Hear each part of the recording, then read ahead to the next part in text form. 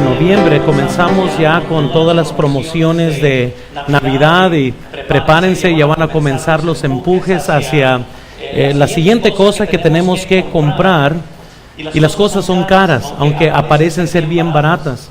Hace unos años atrás, yo y mi esposa estábamos buscando lo que es un horno, lo que es la estufa para la cocina que estábamos haciendo, y recuerdo que cuando entrábamos a una tienda, mi esposa inmediatamente va donde están los rótulos rojos que dicen descuento.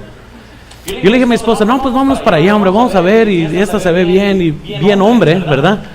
Y ¿cuánto cuesta? Y me dieron el precio, y le dije, no, vámonos para allá mejor, ¿verdad? ¿Cuántos saben lo que estoy hablando? Cuando hay algo muy caro, ¿verdad? Uno mejor se va tratando de hacer para lo más barato. Escuché de un hombre, de un individuo que le comenta a otro, mi mujer pide siempre dinero. La semana pasada fueron 3,000 pesos, ayer me pidió 6,000 pesos y hoy me está pidiendo hasta 10,000 pesos. El amigo le dice, ¿y qué hace con todo ese dinero? Y él respondió, no lo sé, nunca se lo he dado. Amén. Cuando nosotros estamos en tiempos de verdad difíciles, siempre medimos el precio de una cosa con otra, y yo sé que estamos a punto de entrar en una temporada donde ya comienza a temblar la billetera, comenzamos a contemplar el precio de las cosas. La Biblia nos dice, de tal manera amó Dios al mundo que ha dado a su Hijo unigénito para que todo aquel que en Él cree no se pierda, mas tenga vida eterna. No existe algo más caro que el pecado. No hay nada en este mundo que tenga tanto valor de costo como el pecado que usted y yo cometemos y hacemos todos los días. Incluso la Biblia nos dice que es tan costoso el pecado que fue necesario que Dios Padre mandara a su Hijo unigénito para que muriera por ese pecado que usted y yo sería imposible pagar, de lo caro que es.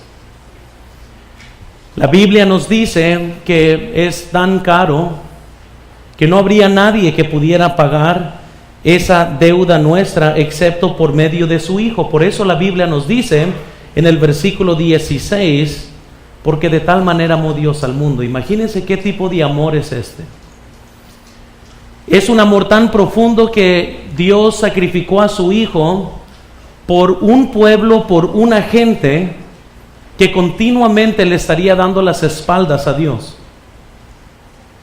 Yo sé que hablo quizás a un grupo que en cierta forma conoce de Dios, que en cierta forma tiene un cierto pensar de Dios, y quizás aquí hay muchos que han ido a una iglesia por mucho tiempo, hay otros que quizás es la primera vez que entras a una iglesia, pero la verdad es que la Biblia dice que Dios amó a este mundo pecaminoso tanto que dio a su Hijo, y la razón que dio a su Hijo es porque es imposible para que usted y yo pudiéramos ir a la presencia de Dios si no fuera por este Hijo.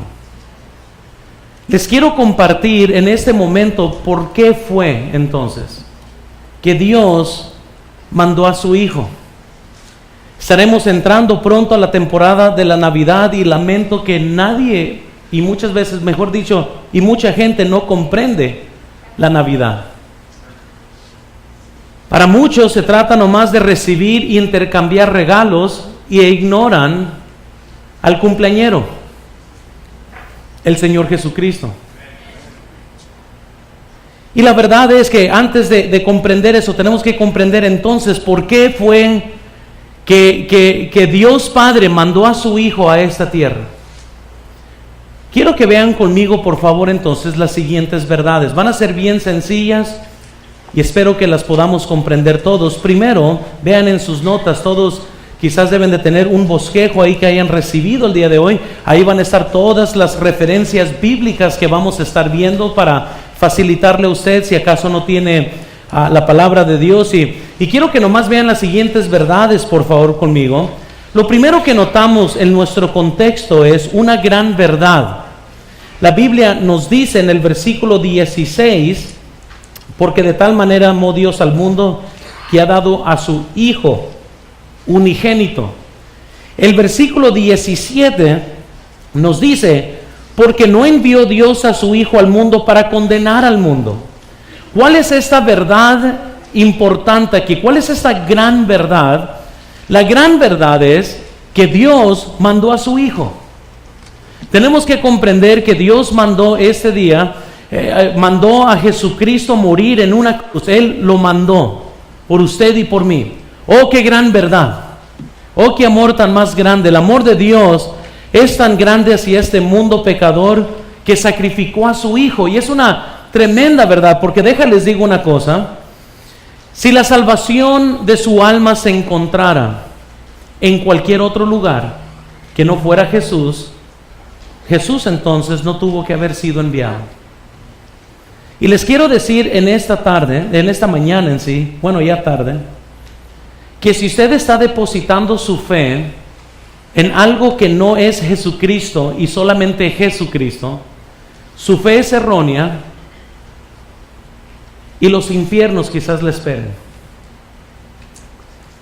Jesús es el único que puede salvar, por eso Él es el que fue enviado. Dios Padre envió a su Hijo. Entonces tenemos una gran verdad, pero quiero que noten segundo conmigo, por favor, y veamos un gran propósito.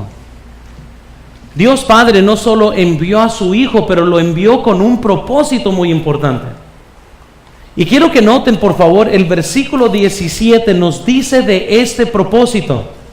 Nos dice la Biblia, porque no envió Dios a su Hijo al mundo para condenar al mundo, sino para que el mundo sea salvo por él. Ahora dice la Biblia que Dios no envió a su Hijo al mundo para condenar al mundo. Entonces quiere decir que el propósito entonces de Dios Padre mandar a su Hijo no era para condenarlos, sino para poder proveer una forma de que pudieran ser salvos. Es un gran propósito porque hay una gran necesidad. La gran verdad es que Dios mandó a su Hijo porque hay una gran necesidad, pero el gran propósito es que Dios mandó a su Hijo para poder salvar este mundo. Ahora quiero que considere por favor estas siguientes verdades, y primero notamos que el mundo merece condenación. Ahora yo sé que estoy hablando a muchos que cuando se ven en el espejo se creen buenas personas. Y sin duda, quizás eres un buen ciudadano.